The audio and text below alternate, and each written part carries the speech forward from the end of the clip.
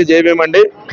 మరి గత కొంతకాలంగా జరుగుతున్నటువంటి కార్యక్రమంలో సహకరించిన ప్రతి ఒక్కరికి ధన్యవాదాలు. మరి ముఖ్యంగా ఈ జేఏసీ ఏర్పడడానికి కారణం ఏంటంటే గత 4 సంవత్సరాలుగా ఎస్సీ ఎస్టీ పారిశ్రామికవేత్తలు ఏవైతే గవర్నమెంట్ ఇస్తున్నటువంటి సబ్సిడీస్ రావాలని కోరుకుంటూ మరి వాటిని అప్లై చేసి అవి రాకపోగా గత 4 సంవత్సరాల నుంచి ఇబ్బందులు పడుతున్నటువంటి మా పారిశ్రామికవేత్తలు మరి ఈనాడు మరి ఆ పంపకాలు జరిగినటువంటి అవకతవకలు ఆర్డర్ ఆఫ్ ఇది లేకుండా ఒక పద్ధతి లేకుండా మరి గవర్నమెంట్ తీసుకున్నటువంటి ఆ చర్య వల్ల మేము చాలా కుటుంబాలు ఇబ్బంది పడినాయి. దానిలో భాగంగానే పుట్టుకొచ్చింది ఈ AP SC ST enterprise JAC. ఆ జేఏసీ ద్వారా మేము అనేక సార్లు మెమోరాండాలు ఇవ్వడం జరిగింది. గవర్నమెంట్ ఇదిగో చేస్తామని కాలయాపన చేయడం వల్ల మరి ఈ రోజు ఈ కార్యక్రమం తలపట్టడం జరిగింది. ఈ కార్యక్రమంలో భాగంగా మరి అనేక మంది మరి దీనికి ప్రత్యేకంగా పరోక్షంగా సహకరించారు. వాళ్ళందరికీ ధన్యవాదాలు తెలియజేసుకుంటూ ప్రభుత్వం ఇచ్చిన హామీ మేరకు మేము ఇది విరమిస్తున్నాం.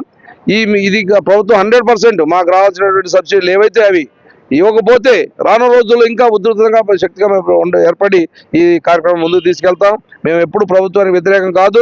ప్రభుత్వం కూడా మాకు సానుకూలంగానే ఉన్నారు కాబట్టి మరి వాళ్ళు కూడా అడిగిన విధంగా ఒక సమయం ఇవ్వాలి కాబట్టి మేము ఆ సమయం ఇవ్వడం జరిగింది. ఇదిగో మాకు ఈ సంక్రాంతి డిసెంబర్ క్రిస్మస్ లోపల మాకు ఏదో మంచి శుభవార్త చెప్తామన్నారు. అందుకోసం మేము ఎదురు చూస్తున్నాం. తప్పకుండా శుభవార్త చెప్తారని మేము ఆశిస్తున్నాం.